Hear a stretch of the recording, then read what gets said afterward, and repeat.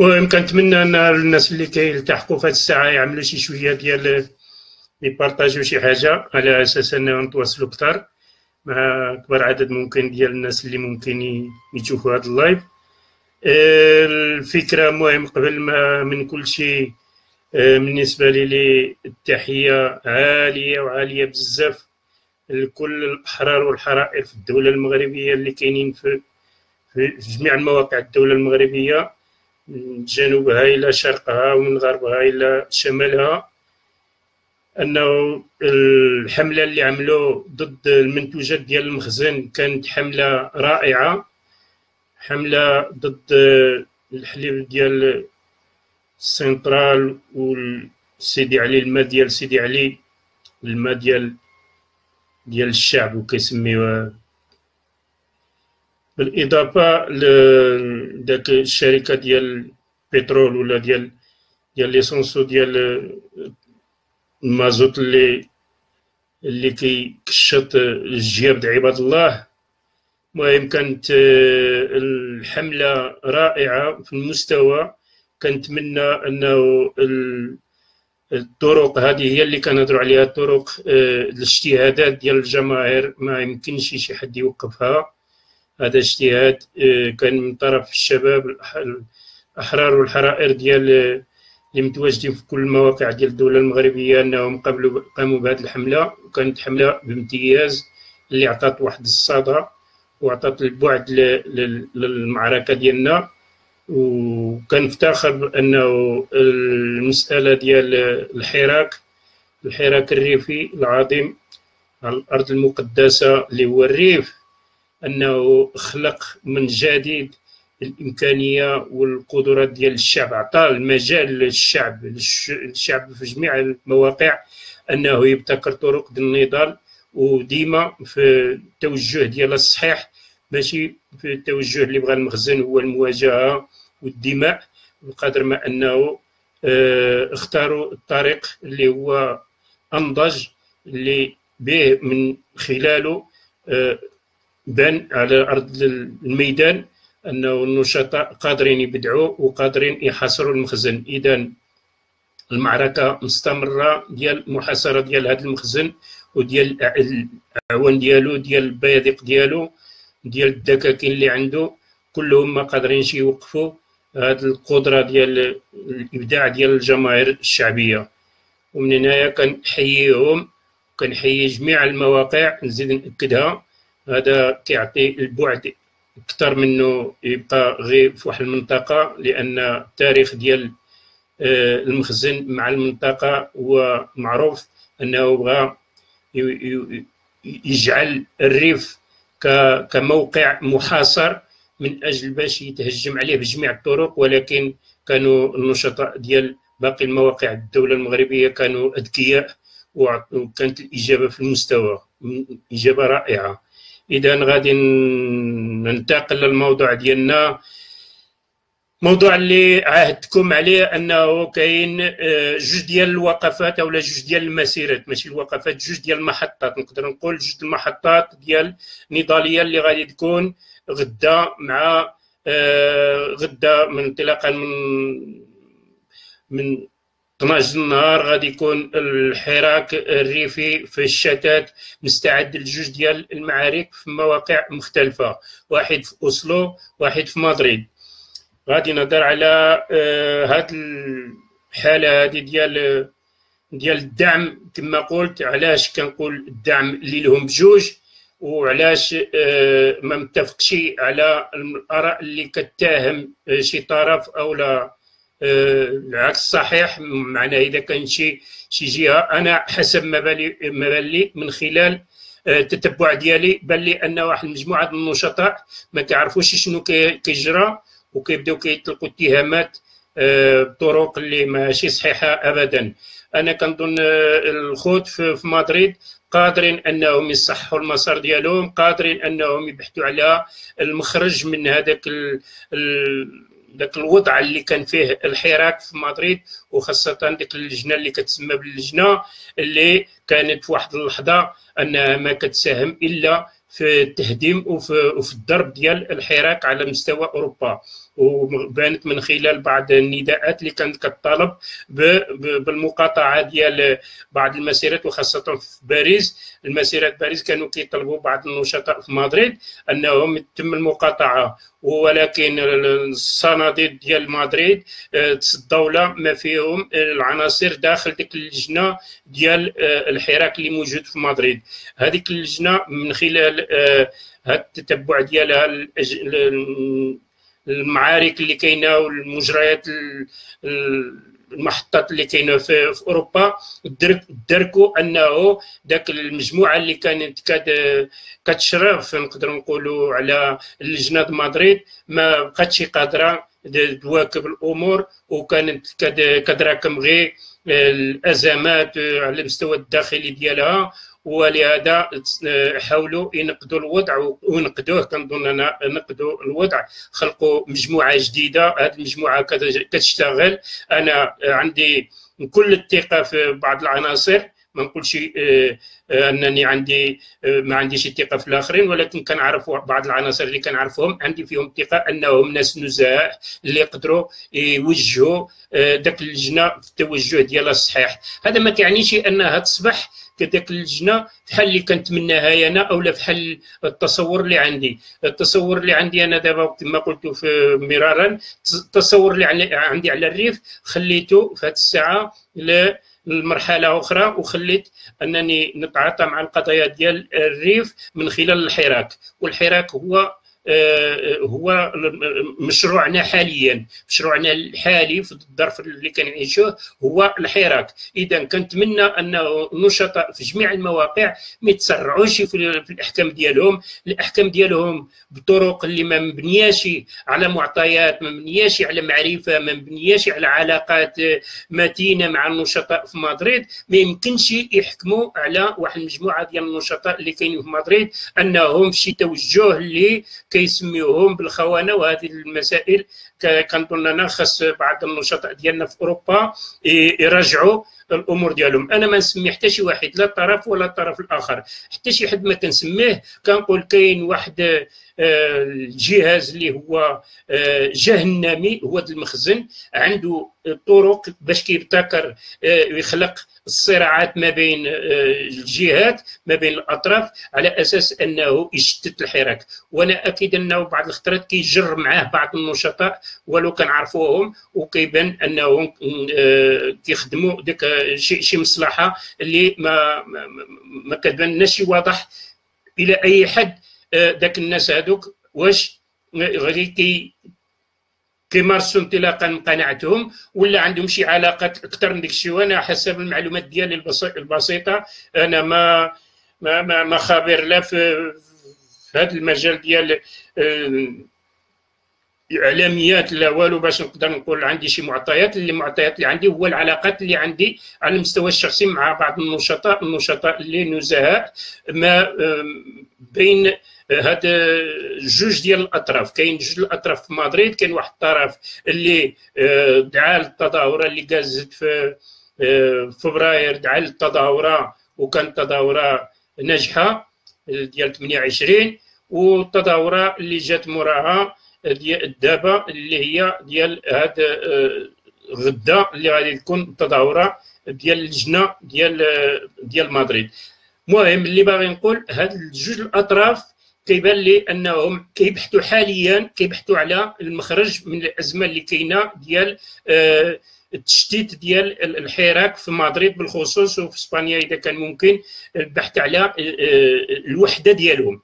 ماشي غافلين ما ناعسينش. هذوك النشطاء كلهم كيخدموا، كلشي كيعمل المجهود ديالو من اجل باش يتوحدوا في المستقبل. وهذا هو الامنيه ديالنا وهذا هو الحلم ديالنا، ماشي غير في مدريد، ماشي غير في اسبانيا، يمكن يتحقق حتى على مستوى اوروبا كامل. لماذا لا؟ لان كنشوفوا ان واحد المجموعه من النشطاء حاليا بداو كيتراجعوا على ديك الاتهامات اللي هي ساقطه ما عندها حتى شي معنى، اللي بعض الخطرات كتكون هدامه اكثر من انها كتخدم القضيه ديال الريف وقضيه ديال الحراك بشكل عام، وخاصه المعتقلين اللي في السجون العار، اللي من هنايا كنحيي العائلات ديالهم والامهات ديالهم من الدرجه الاولى والاخوات والنساء ديالهم الزوجات ديالهم، والبنات ديالهم وولادهم بشكل عام. العائلات ديال المعتقلين هما عائلتنا، العائلات ديالنا هما الناس اللي كنتبناوهم وكيتبناونا، هما العائلات ديالنا وحنا العائلات ديالهم، سواء كنا داخل على ارض الريف ولا خارج من الريف في الشتات، حنا عائله واحده. ابناء الريف كلهم عائله واحده بالتنوع ديالهم، على المستوى الجغرافي، على المستوى اللغوي، ولا على المستوى السن الجنس، معناها المراه، الرجل، الطفل، الشيخ، الشاب، الى كل ابناء الريف هما عائله واحده. من هنا كنقول انه الناس اللي كيبغيو بعض الخطرات انه يخلقوا تفرقه وداك الشيء ما كيبان لي، ونزيد ناكدها، الا من صنع المخزن عنده امكانيات كبيره من اجل باش يخلق تفرقه ما بين الشعب، وكل خطره كيلعب على شي جهه. انا اكيد بواحد الوقت غادي يجي عنده اوراق اللي غيستعملهم في المستقبل، كنتمنى هذيك الاوراق نحرقوهم له قبل ما يبدا يستعملهم. هو المساله ديال التوزيع الجغرافي ديال منطقه الريف. منطقه الريف كنعرفوا باللي المنطقه الريف راه موزعه لثلاثه ديال المناطق. منطقه ديال الريف الاوسط كتبدا من ما كتوصلش للناظور، معناه من الدريوش اللي حتى الاقليم الحسيمه كمالو. من بعد كاين منطقه ديال الجباله، وكاين منطقه ديال الشرق اللي هي من الناظور للجهه ديال الجزائر. وهذه المناطق هذه اللي موزعه على ثلاثه، نقدر نقول كتوصل واحد المناطق كتوصل الى حتى انا هذا قناعتي بهذا الريف هذا اللي هو الريف التاريخي ديال التعدد وديال المناطق والاختلاف على جميع المستويات. هذا هو الريف اللي كنتبناه، هذا هو الريف اللي كنحلم به يكون كبلدي، بلاد ديالي. هو هذا البلد هذا ماشي واحد الاقليم ولا جوج.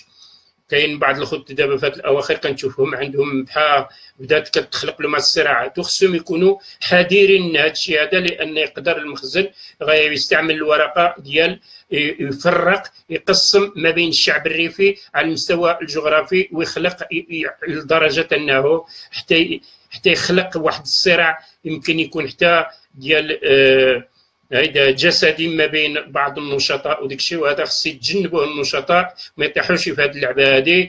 كل ابناء الريف هما نفس الشعب، نفس العائله كما قلت، خصهم يلتحموا على القضيه ديالهم. القضيه ديالنا حاليا في الظروف الحاليه هي من الدرجه الاولى هو اطلاق جميع المعتقلين اللي كاينين في السجون العار ديال المخزن في جميع المواقع، ماشي غير في عكاشه، ماشي غير الهضره على عكاشه، كاين واحد المجموعه ديال النشطاء في المناطق اخرى. هذه المناطق هذه ما كاينش الهضره عليها. هاد النشطاء اللي كيعانيوا في بعض المعتقلات وداك الشيء ما كاينش التعاطي معاهم، مع العائلات ديالهم، ومعناه الالتحام عليهم. كنتمنى اننا نوجهوا العمل ديالنا في هذا الاتجاه هذا، ماشي في التخوين وفي الهضره الخاويه. نحاولوا نبنيو الطرق جديده، وكنظن انه الحراك خلق هذه الامكانيه هذه، هو انه ما كيخضعش لشي ايديولوجيه، ما كيخضعش لشي طرح لا سواء كان ديني ولا علماني ولا. الحراك هو من اجل مصلحه الريف وابناء الريف على جميع المستويات، على المستوى الثقافي، الاقتصادي، السياسي، حتى الرياضي، الديني، الايديولوجي. كل شيء الناس من حقهم يمارسوا قناعتهم بدون تمييز حتى شي حد ما عنده. الحراك هو كما قلت عده المناسبات هو ملك الشعب.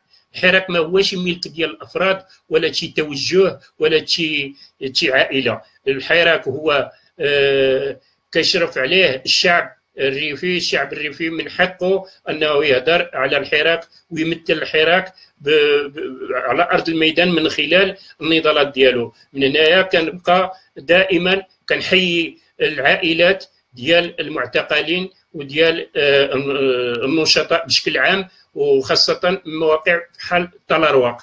غنقول علاش طلرواق، لان في هذه الاواخر هذه كنشوفوا الهضره وواحد العديد كبير ديال الناس كيهضروا على الريف وكيحصروه كانه زعما اللي ما كيتكلموش تمازيغ ما راهم ماشي هما من الريف، وهذا خطير للغايه. اذا الناس ديال تلارواق خاص يتوجه الخطاب لهم من خلال اللغه العاميه ديال الدارجه ديال الشمال ولا ديال الجنوب اللي ديال الريف المنطقه الغربيه، معناه ما يبقاش داك النزعه كاينه ما بين واحد المنطقه والاخرى. فلهذا انا كيبان لي هذه المساله هذه خصنا نراعيوها بزاف. انا كما قلت انه واحد المجموعه ديال النشطاء كيحصروا الريف في واحد المنطقه وما كيحاولوش يعمموا لا على مستوى ديال استعمال اللغه ولا على مستوى ديال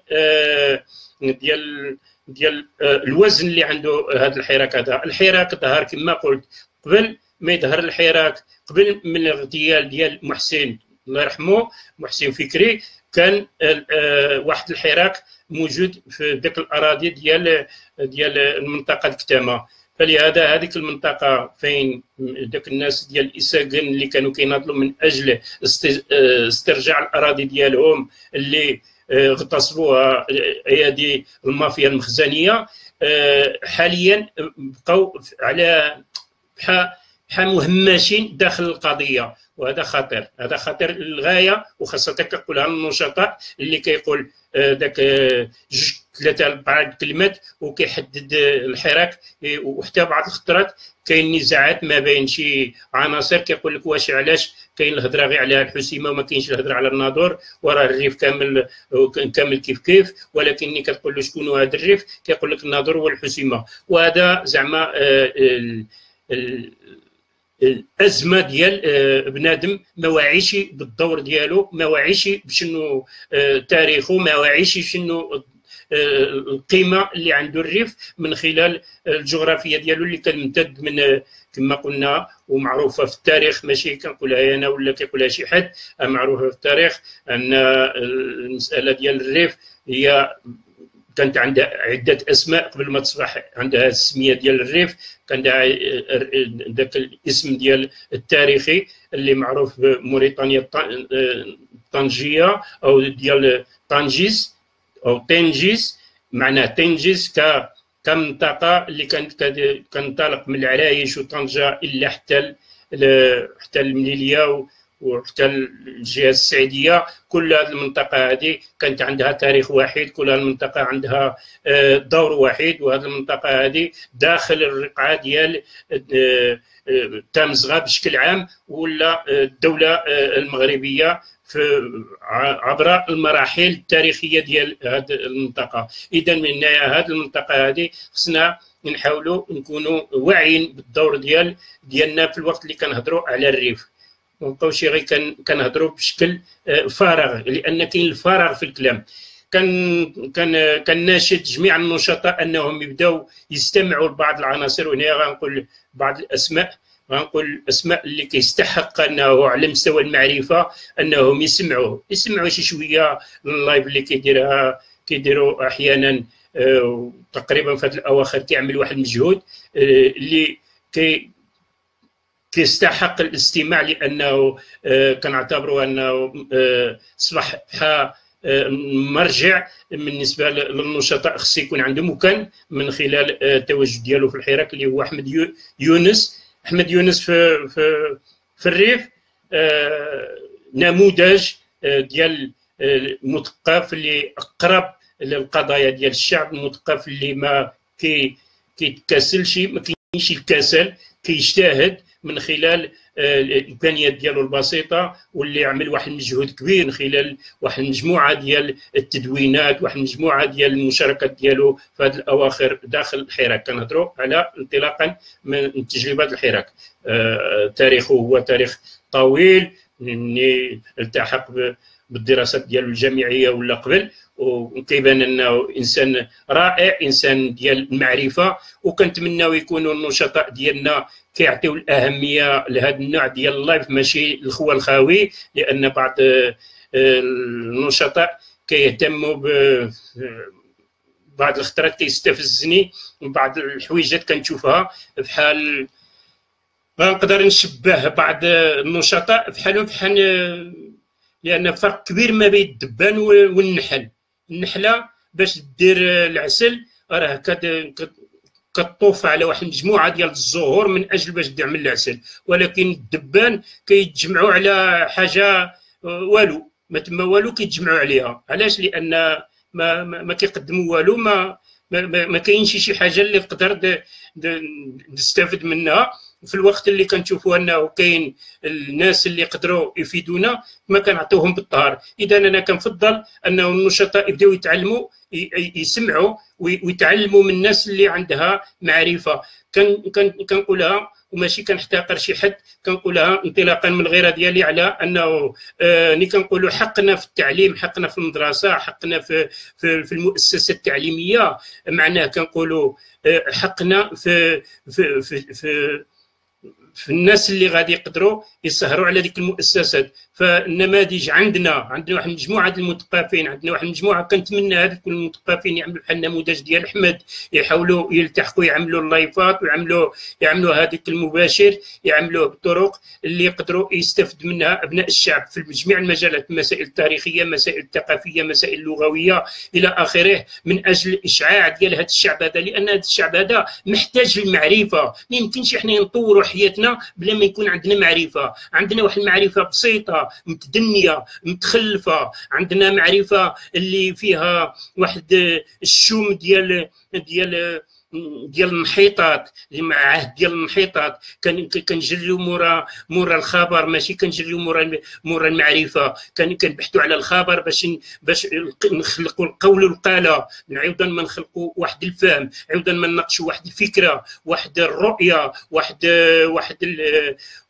الطرح، واحد المعلومه اللي نقدروا نستافدوا منها ونفيدوا ونقدروا نساهموا من اجل باش نطوروها. هذا هو الدور ديال اللايف ماشي هو الدور ديال كما قلت انا بحال داك الدبان اللي كيجريو مورا المسائل اللي معفونه. انا كيبان لي بعض الافكار هي ما بقاتش صالحه وكنجريو موراها، وهذا هو الدور اللي قام به، هذا هو الاشعاع اللي قام به الصنديد ديال النصر. بدا كيستعمل اللايف من اجل باش يحضر القضايا اللي حساسه، والقضايا من خلالها يقدر يتناقشوا الناس ويناقشوا شنو الهموم ديالهم.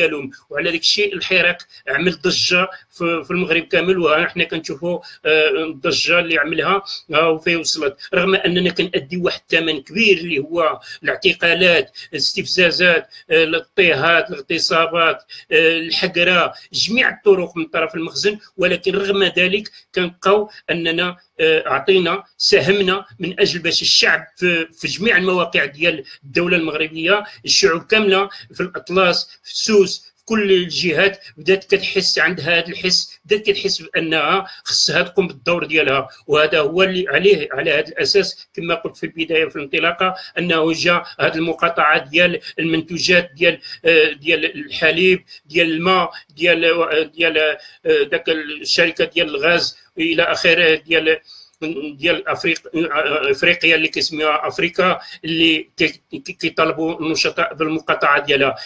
جا نتيجه لهذا المخاض اللي كنعيشوه في الريف. المخاض اللي كنعيشوه في الريف جا نتيجه لواحد الفكر خلاق. شكون هو؟ واحد المجموعه ديال النشطاء كانوا كيعملوا اللايف.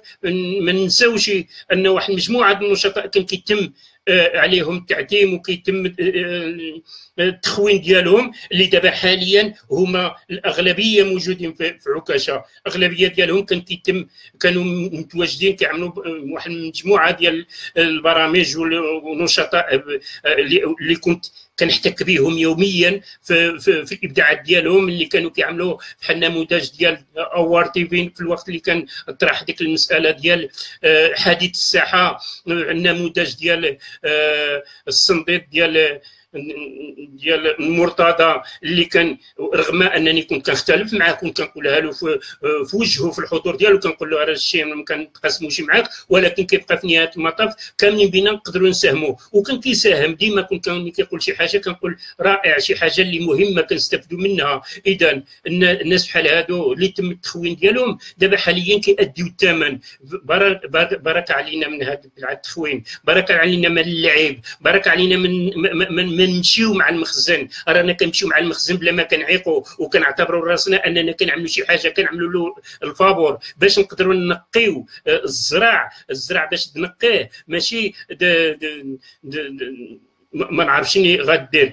خصك تستعمل المدرة باش تدري داك الزرع، باش داك اللي غيديه الريح يديه، واللي غادي غيبقى حر. هذاك المسائل اللي غادي دير انت ايها المناضل او الناشط او الحر او الصنديد اللي كتعمل داخل الحراك، عرف راسك انك كتعمل مع مجموعه، ما كتعملش بوحدك. اذا ماشي تنفرد انت بانك انت هو الحقيقه والاخر هو خائن. هذا خطير، ما كيخدمناش، كيخدم مصالح المخزن. وحذاري ثم حذاري ثم حذاري. كل النشطاء عندهم دور كبير في الحراك اذا حاولوا يجمعوا القوه ديالهم. هذا هو اللي خلق من الحراك شي حاجه فعليه على ارض الواقع في الحسيمه، في الوقت اللي بداو النشطاء كيدركوا انه داك التخوين بعضهم وداك البلعه ديال الهجومات هذا على هذا، وديك المجموعات اللي كانوا تخلقوا في الحسيمه وبداو هذا كيتهجم على هذا. في نهايه المطاف حاولنا كيفاش نقربوا وجهات النظر، وصبحت لحمه وحده، صبحت يد في يد، كل شيء دصح ديك فوس كفوس كان دصح على ارض الواقع، واللي عطات صدى كبير وانطلاقا من الاربعينيات ديال محسن الله يرحمه. اذا انا كنزيد ناكد انه هاد النشطاء اللي كاينين في الدياسبورا طايحين في هذا الفخ هذا، طايحين في الازمه ديال الابداع، في الازمه ديال العمل الخلاق، في الازمه وكيبداو بعض الخطرات يغطيو عليه بشي طرق ديال خوني نخونك من جميع الاطراف. ما كنقولهاش غير لواحد الطرف، كل شيء كيتحمل المسؤوليه ديالو. اذا انا كنقولها نزيد ناكد انه نوقفوا نوقفوا بشكل مسؤول عند القضيه، ماشي عند التفاهات. نوقفوا عند القضيه ديالنا هو الحراك الريفي اللي ما خصوش يتوقف من اجل تحقيق اللي كنطمحوا له. هو من الدرجه الاولى هو انه فك الحصار على الريف، فك الحصار على الريف بشكل عام، شعب وارض، ماشي غير الشعب وارض، ماشي غير الارض، شعب وارض. علاش كنقول الشعب وارض؟ لان بعض منهم كيقول لك الريف، كيعمل لك في الخريطه الريف، ولكن داك الريف اللي كيعملوه ولكن كيهضر لك غير على واحد المنطقه، ما كيهضرلكش على منطقه اخرى. وهنا اش كيعمل ديسكريميناسيون، كيعمل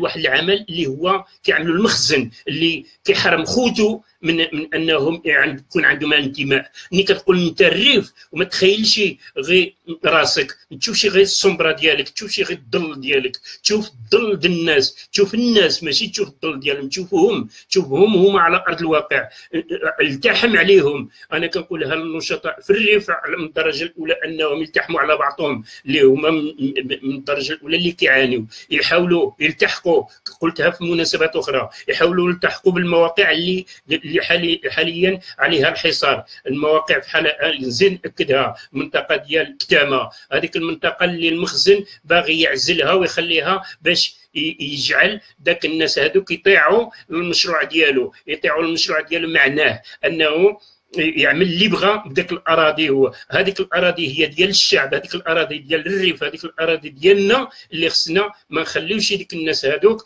في موقع ضعف باش المخزن يعمل بهم اللي بغى. هذه من جهه اخرى المناطق اخرى كلها عندها دور كبير من اجل باش الحراك يقدر ينتزع هذا الحق هذا اللي هو السياده ديال الانسان الريفي على ارضه.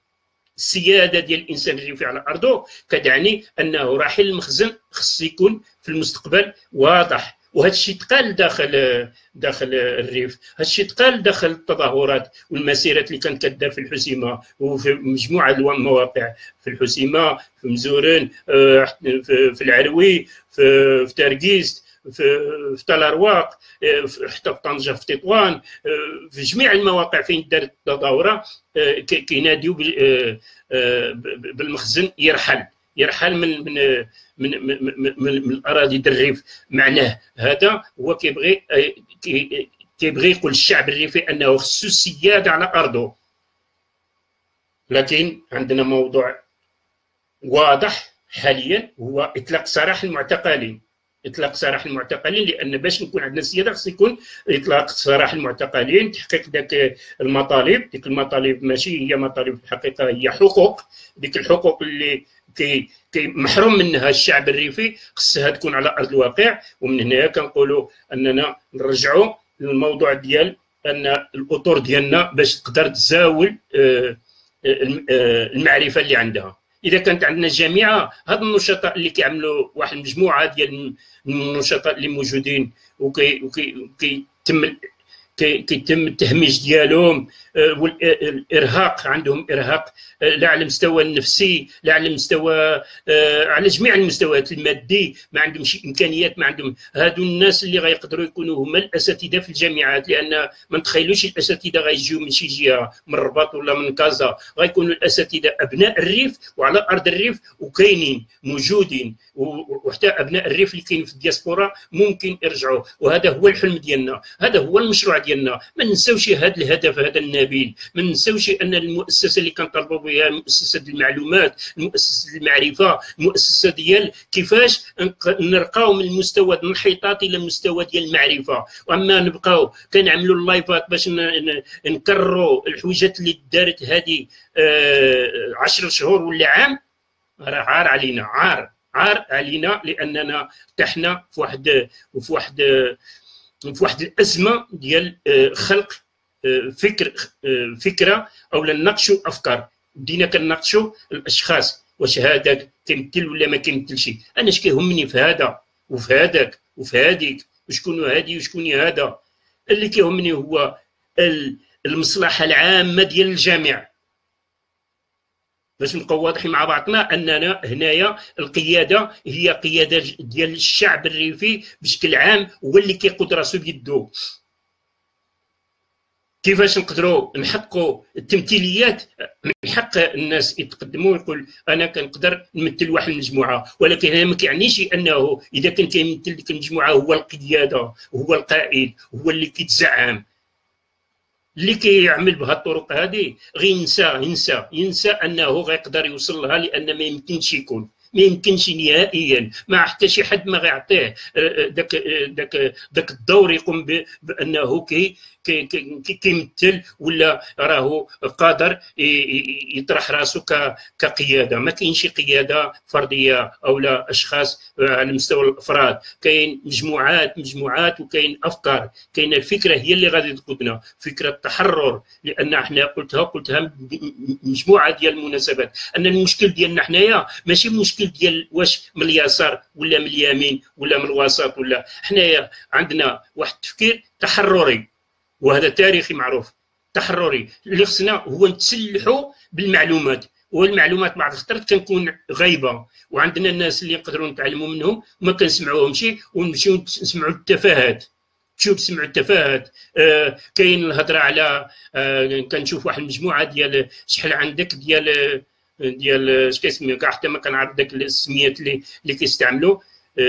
شحال عندك الجيم، شحال عندك الجيم. هذا الجيم دابا الجيم زعما ديال الشغل الفرنسيس، فرضوا راسو معاه. المهم هاد اللعبات هذه واش هذا هو المعرفه؟ هذه هي المعرفه؟ واش بنادم اذا حصل على ما نعرف شحال من جيم، هذيك هي المعلومه اللي فرض راسها؟ هذا كيبان الانحطاط، زين نقولها الانحطاط. لان بعض الخطرات كنشوف غير شي اشخاص كيجريو كما قلت بحال الدبان مورا شي حاجه اللي ما اولا كيعبروا على الازمه ديالهم في شي مجالات، وخاصه المجال الجنسي كنقولها. لان كاين بعض الخطرات شي ناس كنشوفهم كيجريو مورا الفتيات من اجل باش ما عارفش شنو. واش هذا هو العمل؟ واش هذا هو الحراك؟ هل الحراك هو التفاهات هذه؟ انا كنتمنى ان النشيطات والنشطاء يتبرؤوا من هذا العمل هذا اللي هو خلق واحد النوع ديال الرداء في العمل ديال الحراك. الحراك هو فوق هذا الشيء هذا. كنقولها للنشطاء اللي بهذه الطرق اللي كيعملوا فاش كيقولوا. انا اكيد باللي كاين نشطاء اللي ناس راقيين اللي ما كيعملوش بهذه الطرق، ولكن النشطاء او الناس اللي كيلتحقوا بالحراك وكيعملوا بهذه الطرق هذه انهم كيغيبوا القيمه ديال العمل ديالنا. القيمه ديال العمل ديالنا ماشي تعمل لي الجيم لواحد البنت وتضحك معاها وتخربق عليا انا السوايع. انا ماشي ضد انه الناس دعم العلاقات الاجتماعيه، رائع دعم العلاقات الاجتماعيه، ولكن تفاهات لا، تفاهات لا، ونتهموا شنو النشطاء ديالنا. كتختلف معاه ناقشوا، اذا عندك معلومه ناقشوا، ماشي تجي تقول تنزل عليه بحال الصاعقه راك خائن، ورشقت لك تقول له خائن، راه هو هذاك الخائن، وفيه كيتجمعوا الشروط الخيانه بدون جيب لنا الدليل، قلناها فين خانها، فين عملها، فين صنع كذا. وديك الساعه حنا كما قلت جماعه هما اللي غادي يحكموا، ماشي واحد اللي غادي ينفرد بالخبر واللي غادي ينفرد بالاتهامات. وكنقولها على جميع النشطاء من اقصى الى اقصى، من حتى ديك الاسماء كتستفزني، بحال الاسماء ديال كنتذكر في الوقت اللي كانوا كيقولوا على واحد المجموعه ديال الناس كان عندهم قناعات دينيه وديك الشيء كيقولوا لهم الخوانجيه، دابا الخزوماشوقيه وما نعرفش دابا شي حاجه. هاد الاسماء هذه تافهه، خزوماشوقي، الخوانجي، هادو كيبتكروهم، ما عرفتش شكون كيبتكر انا هاد الاسماء هادو باش يحرف الصراع ديالنا هو ماشي مع الاخر واش عنده شي قناعه ولا ما عنده شي، الصراع ديالنا مع المخزن. واش كيقولوا حنايا الخلافات ديالنا خصنا نكونوا في المستوى ندبروا كيفاش العمليه التدبير ديال هذه الخلافات هذه، كيفاش نقدروا ونشوفوا ونرقاو المستوى ديال الناس اللي كاينه في اوروبا. كنشوفوا حبينا ولا كرهنا خص يكونوا نموذج، لان كنشوفوا شنو كيديروا وفيهم كنتخبعوا. كاملين هاد النشطاء اللي موجودين في اوروبا رانا كنتخبعوا فيهم رغم ننتقدوهم، انا بدي كنتقد اوروبا، ولكن في نهايه المطاف انا كنشوف الشباب ديالهم، كنشوف التجارب ديالهم دابا حاليا كيفاش كتطور، كيفاش كترقى، كيفاش كيرقاو بالمشاريع ديالهم. وحنايا واحد النوع ديال التخلف والانكباب على بعضنا، حتى لدرجه انه واش اللايف دار بواحد الطريقه اللي فيها انغلاق على الذات، كتعتبر راسك انك كتقوم بشي دور دعم الشعارات في وسط باريس ولا دابا في اوسلو ولا في مدريد، دعم لي الشعارات باللغه ديال بحال كانك انت في سوريا، ولا نقدر نقولوا عليها السر كما يقولوا في البلاد، عليها السر. الناس كيقولوها في الحسيمه ولا في اي موقع من المواقع، لان الشعب كيعرف ديك اللغه، ولكن تشبر ديك اللغه هذيك وتسقطها على شعب اخر كيبقى كيتفرج فيك وكيتشوفك بحال شي حاجه فولكلوريه، شي حاجه الفولكلور اللي كيزوق هو المشهد ديالو ديال واحد البلد اللي فيه التنوع. وخصك خلق الخطاب معاه، خلق الخطاب معاه من خلال لغته، ويكون نعتمدوا على كيفاش نكونوا اش كيقول التصريحات ديال واحد المجموعه ديال النشطاء من خلال الميكرو، يكون تصريحات والتعريف شنو الريف، شنو القضيه، شكون كنعتقل. كنجوزوا في مسيره قد الخلا بالالاف ديال الناس بينا، والناس كيجوزوا قدام الفرنسيه. انا باقي عاقل اخر تظاهره اللي حضرت فيها في فرنسا انهم ما كيعرفوش شنو داير، كيعرفوا اننا كنهضروا بواحد اللغه منغلقين على راسنا اللي زعما كيبان لي انا عار علينا. عندنا واحد المجموعه ديال الاطور يقدروا ينوروا اش كيقول المشهد من خلال الخطابات اللي في المستوى، ماشي الخطاب اللي من الانغلاق باش نقول انا عندي هويه. الهويه ديالي ما غايزولها لي حتى شي واحد، ولكن خصني نتواصل مع الاخر. هذا هو الهدف ديالنا، هذا هو النشيط اللي مبدع. اما النشيط اللي كينغلق على راسو راه ما كيخدمش المصلحه ديال الريف ابدا، واش كيخدمها ومن بعد يزيد يضيف لها يخون اخر. علاش؟ لان بعض الخطرات كنشوفها بالهضره الشعبيه ديالنا الحسد. بعض الخطرات هذا كيحسد هذا، كيحسدوا بعضهم وكيبداو كيهضروا باش كيقول لا باتهامات ديال راه خان ما خان. شكون خان؟ منين فين خان؟ شنو الخيانه؟ كيف عامله الخيانه؟ ونرجعوا للتجارب ديال الناس. اللي كتقول شي واحد خان كيكون المحاكمه ديالو الصح. ودابا حنا ولينا 50% كتقول 50% اخرى هادو كيقولوا خائن لهادو، هادو كيقولوا خائن لهادو. انا نقدر نقول انا من حتى من شي طرف من هادو اللي كيخونوا بهذه الطرق اللي هي حقيره. انا ما كنتقاسمش بهذه الطرق هذه نهائيا، لانها طرق اللي كتبعث فيا واحد النوع ديال الغضب وديال كنحس براسي متخلف كننتمي لواحد الواقع متخلف، فيه التخلف، فيه بنادم ما رقاشي، ما قدرش يوصل شي مستوى. كنهضر على التاريخ، هضر على التاريخ ويكون عندك معلومات، كنهضر انت على تاريخ بلادك. واش كتهضر على تاريخ بلادك ولا تاريخ الشعوب؟ خصك تمشي تسلح بالمعلومات، مشي تسلح، قرا، حاول تقرا، حاول تجتهد، حاول تسمع الناس اللي عندها المعلومات، ماشي تبقى غير كتطلق وتقول انا كنعرف، انا عندي موقع وراه كيسمعوا لك داك الشيء عابر بحال السحاب. شحال السحبات كتجوزوا مئات العشرات المئات ديال السحبات، وحده فيهم كتكون ممطره، ماشي كلشي كيكون ممطر. اذا انت غتكون عابر وصافي. اذا من هنايا نتفهموا بعضنا، نحاولوا نتفهموا مزيان بعضنا شنو كنديروا، نحاولوا نسمعوا لبعضنا، نسمعوا مزيان. كاين عندنا نشطاء اللي يقدروا نستافدوا منهم، وكنتمنى ان هذا الشيء اللي كنقولوا يكون ماشي من اجل باش شي حد يعتبرني انني كننقص من القيمه ديالو ولا من القيمه ديال هذا الانتماء هذا، بقدر ما انني عندي الغيره عليه. انا كنت كنتمنى ان هذا الحراك هذا يكون في اوروبا اكثر، معناه اكثر معرفه واكثر اشعاع. اصبح متخلف واحد الدرجه انه كنعيشوا مع عباد الله اللي كتستعمل جميع الطرق، ما قدرناش نحققوا من رغم واحد بالعاد الهضره، ما قدرناش نحققوا ابسط الحويجات، هو يكون عندنا اعلام في الدياسبورا. ما عندناش اعلام، ما قدرناش. علاش؟ لان شكون غيعمل اعلام؟ خصهم يعملوه الناس، وديك الناس هذا كيخوننا هذا، شكون غادي يعمل؟ شكون غادي يكون كيوجه ذاك الاعلام؟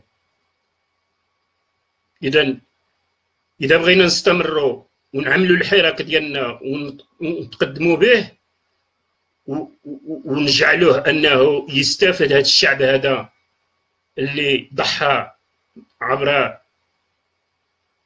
جميع المراحل التاريخيه ديالو من اجل باش يرقى وباش يستافد وباش يقدر يخرج من هذه الازمه، لا اقتصاديه لا على مستوى المعرفه لا على المستوى ديال في جميع المجالات، في الصحه، في السكن، عندنا السكن رديء، عندنا تاع معرفه رديئه، عندنا عمل رديء ديال الاسكلافيتو ديال العبوديه، عندنا جميع الحويجات اللي عندنا هي زعما بنادم ما كيحشم يهضر عليها. انا كنحشم بعدا نقول كاين طبقه عامله. شمن طبقه عامله عندي انا في البلاد؟ فهمتي؟ على داك الشيء كنقول بعض الخطرات لواحد المجموعه ديال عباد الله ما تجيش تقول لي الصراع الطبقي في الوقت اللي حنا باقي ما عندناش هذيك الطبقه. اذا واحد المجموعه ديال النشطاء اللي متواجدين في الساحه يحاولوا ينوروا هاد الشباب هادو، يحاولوا يقربوا وينساو، ما يطيحوش معاهم يسقطوا معاهم في هذا الازمه ديال انتاج ديال المعرفه رديئه. يحاولوا يرقاو لان فاقد الشيء لا يعطيه. اللي ما عندوش معرفه كيفاش غادي يجعلك تكون راقي؟ انت هو اللي خصك تعمل من اجل الرقي ديالو وماشي تحتقره. واش بحال اللي كيقولوا الوالدين فارق الشغل ولا ماشي فارق الشغل؟ واش الهدر المدرسي ولا ماشي الهدر المدرسي؟ هذا ماشي هو المشكل. الهدر المدرسي لانه هو ضحيه النظام، ضحيه ديال المخزن، ضحيه ديال جهنم ديال المخزن اللي خصو الشعب جاهل من اجل باش يعمل به اللي بغى، من اجل باش يستعملوا. اذا من هنايا كنقولوا لا النشطاء اللي كيلتحقوا وكيعملوا من اجل باش يدافعوا على ارضهم، يدافعوا على القيم ديال الريف وعلى الحق ديال الريف في العيش الكريم، ماشي من خلال التخوين، ماشي من خلال شي طرق، شي ممارسات اللي ما لا تسمن ولا تغني من جوع. اذا غنمشيو التظاهرات اللي كاين ندعموها كما هي.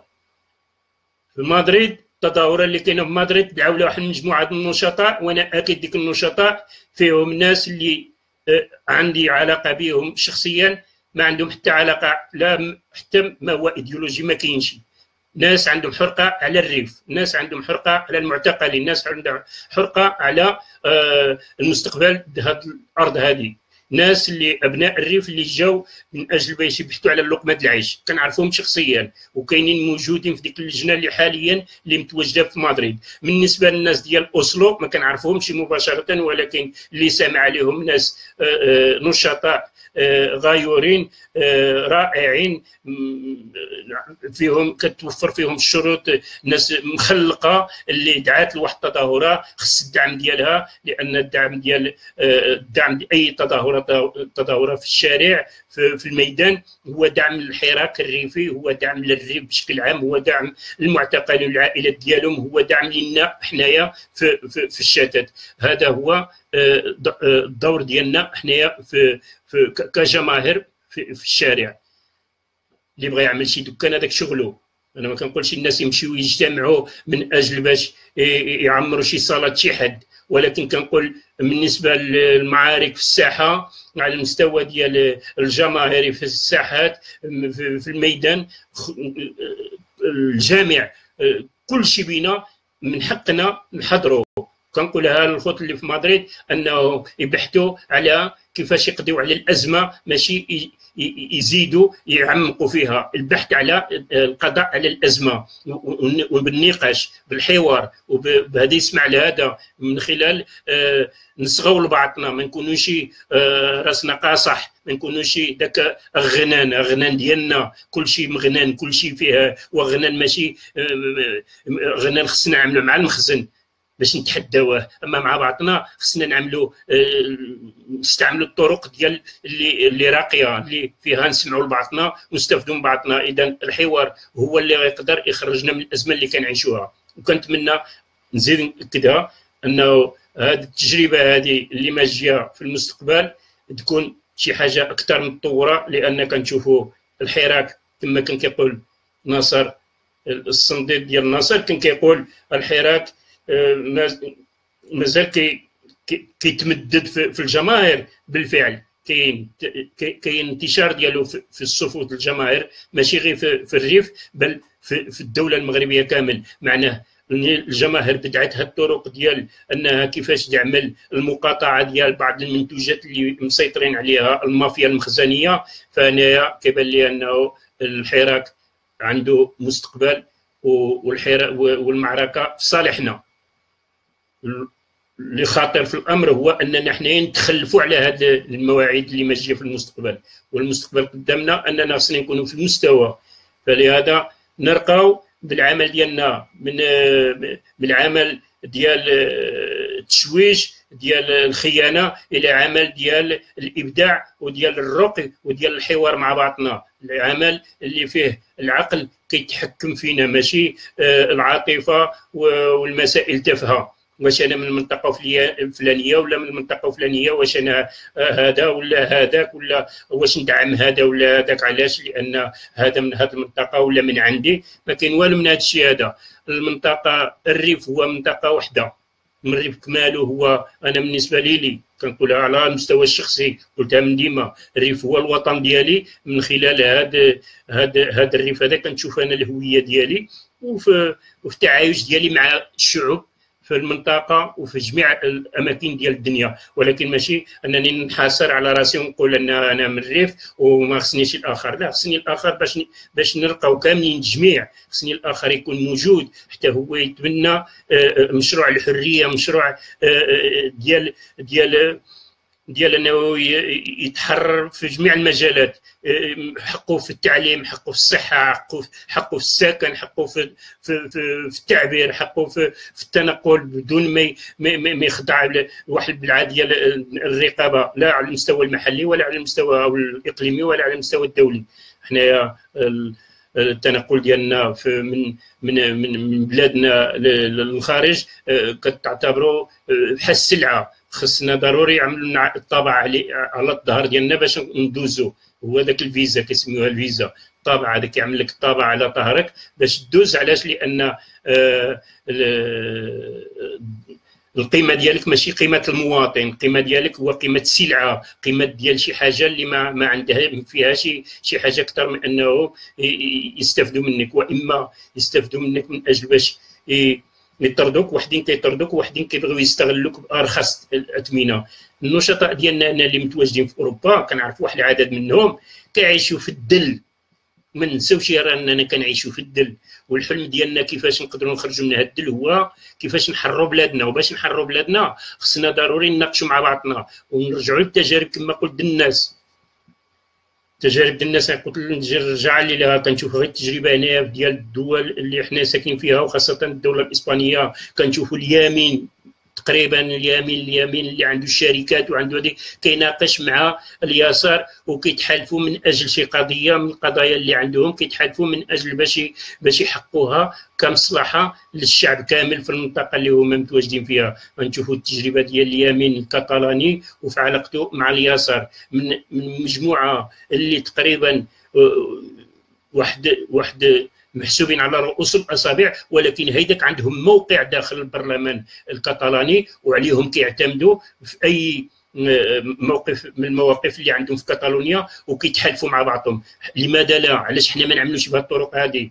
علاش كنخونوا بعضنا؟ علاش هما كيخونوا بعضهم؟ ملي كيختلفوا كيقول لك هذا راه زعما مصلحته ما يكونش في هذا الوقت كيعمل هذه السياسه هذه، لان ماشي في مصلحته، لان المصالح هنا كتختلف من مجموعه لاخرى، يمكن يكون من طبقه الاخرى الى اخره. هذا التنوع هذا هو اللي كيعطيهم هذا الاشعاع على الصعيد الدولي. القضيه الكتالونيه في الظرف ديال والو كاع العالم ساق بهم الخبر في الوقت اللي بدات الاعتقالات ديالهم ما وصلتش حتى 50 الناس، وكل شيء عباد الله سايقه بهم الخبر في العالم كامل. وحنا عندنا اكثر من 2000 معتقل، تم اكثر من 2000 معتقل، وحاليا كاين 1200 ديال المعتقلين في السجون ديال العار، وحنا ما قادرينش نعرفوا بهم، ما قادرينش حتى نجمعوا الاسماء ديالهم مكموله. اذا هذه الازمه هذه اللي كنعيشوها ناتجه على عدم القدره ديالنا اننا كيفاش نقدروا نناقشوا مع بعضنا بشكل هادئ ونقدروا ندخلوا في التحالفات مع بعضنا. كل شيء خصو يتحالف مع كل شيء، نبحثوا ماشي غير التحالفات في التوجهات هذو الافكار وداك الشيء، حتى على مستوى الناس اللي عندها امكانيات اقتصاديه. احنا كنشوفوا الفلاحه كيتضامنوا او ماشي كيتضامنوا، يعني كي معناه حتى هما انخرطوا في العمليه ديال المقاطعه ديال شراء الحليب ديال هذا المافيا ديال المخزن وداك الشيء، رغم انهم عندهم مصالح انهم ما يبيعوا الحليب. علاش؟ لان غادي يقدروا ما غيخسروش، ولكن في نهايه المطاف ان ادركوا ان هاد الفلاحه هادو المصلحه ديالهم مع الجماهير اكثر من مع الشركات ولا مع الناس اللي كينهبوا الخيرات في البلاد. اذا هاد التحالف هذا كنشوفوه حتى في البلاد، كنشوفوا كيفاش الناس كتحالف مع بعضنا. مالنا حنا في الريف ما قادرينش نتحالفوا مع بعضنا، مالنا حنا في الريف ديما هذه النزعه هذه، واما انا هو اللي صافي هو انا هو القبله ولا ما كاين حد. نجلسوا وكما قلت مرارا، نجلسوا من تواضع لله رفع كما يقولوا الوالدين ديالنا. ما نقولهاش لانني انا كنافق ولا كندعي رجل الدين. انا ما رجل الدين ما والو، انسان عادي بسيط للغايه في علاقتي مع الوالدين ديالي. علموني هاد القيم هذه، هاد القيم هذه خصنا نعملوا بها مع بعضنا، نتواضعوا مع بعضنا ونجلسوا مع بعضنا ونستافدوا مع بعضنا. هذا هو اللي خلانا نقدروا نكبروا ونوصلوا للشيء اللي وصلنا له على ارض الحسيمه. ونزيد نكررها انه المعركه ديال غدا اللي هي جوج المسيرات هي عندها الشرعيه، لان اي نضال في الشارع، اي نضال كما كان في الشارع، اي حد خصو، كل واحد فينا خصو يلتحم عليها ويدعمها ويتواجد فيها ويساهم بالقدرات اللي عنده. اما ديك التخوين وديال هادو وهادوك هذيك راه ما واكلاش. انا بعد معايا ما واكلاش. انا اذا كنت في مدريد وقدرت نكون في مدريد نكون في مدريد، كنت في اوسلو نكون في اوسلو، وكنت في باريس مشيت ليلو، وبروكسل مشيت ليلة. اذا اماكن اللي نقدر نتواجد فيهم من اجل باش ندعم الحراك، من اجل باش الحراك يستمر، وهذا هو الهدف ديالي. ما كاينش شي هدف من غير هذا هو الهدف النبيل ديالنا الجميع. وبهذا جوج الكلمات الاخيره كنظن انا غادي ننهي هذا اللايف اليوم. ولا هذه الدردشه اللي عملت. وكنزيد ناكد انه تعاطاو شي شويه بنادم، وخاصه النشطاء ديالنا اللي كيبغيو انهم يكونوا نموذج في المعلومه، يحاولوا يبحثوا على المعلومه، يحاولوا يسمعوا، يحاولوا يشوفوا الناس اللي كتعمل الحويجات في المستوى، ما يمشيوش ما يتجروش على المسائل اللي هي تافهه، يحاولوا يسمعوا. عندنا جوج ولا ثلاثه ديال عباد الله كتعمل لايفات اللي في المستوى، يسمع بنادم، يتعلم، يستافد، يقرا، يعمل المجهود من اجل باش يكون عنده المعلومه. اما نبقاو غير كنضيعوا الوقت ديالنا في المسائل التافهه، هذا ماشي ما غيخدمش الحراك. وكنزيد كذا هادشي هو اللي شائع في هذه الاواخر، هادشي هو، هذه هي الظاهره اللي كاينه، واحد الظاهره ديال العابات، واحد الظاهره ديال بنادم ماشي راقي، وبنادم كتغلب عليه الصبغه ديال التخلف، ديال الطرق اللي ما كترضيناش. الحقيقه ما كترضيني انا، بعد على المستوى الشخصي ما كترضينيش، لان كنشوف فيها واحد يمكن نكون حتى انا طايح فيها، ولكن كنتمنى انني زعما نتعلم كل نهار، كنحلم نتعلم شي حاجه اكثر من الناس اللي عندهم اكثر درايه في جميع المجالات، ماشي غير في واحد المجال. واذا قدرت انا نفيد بشي حاجه ما كرهتش يكون عندي شي معلومه اللي نقدر نفيد بها. المهم هو انني غادي ننهي هذا اللايف بهذا الشيء اللي قلت. تحياتي، كنحيي الجميع. الموعد ديالنا هو غدا، اللي يقدر يحضر في مدريد يحضر في مدريد. الدعم ديالي مطلق لاي معركه ديال الجماهير الشعبيه في اي ساحه على المستوى الميدان اللي هو ميداني. المستقبل قدامنا من اجل باش يفرج يمكن شي حاجه اكثر تنظيميه، ولكن لحدود الساعه الشيء اللي كتنظم في الميدان خاص الالتحاق به وكفانا من التخوين. الوحده ديالنا هي اللي غادي تجعل النشطاء ديالنا اللي تم الاختطاف ديالهم والاعتقال ديالهم يكونوا احرار، يكونوا يستعدوا للحريه ديالهم، هو بالوحده ديالنا ماشي بالصراع اللي كنعيشوه اللي هو تافه. وكنهي هذا اللايف الى ملتقى اخر، الى موعد اخر، وتحياتي للجميع.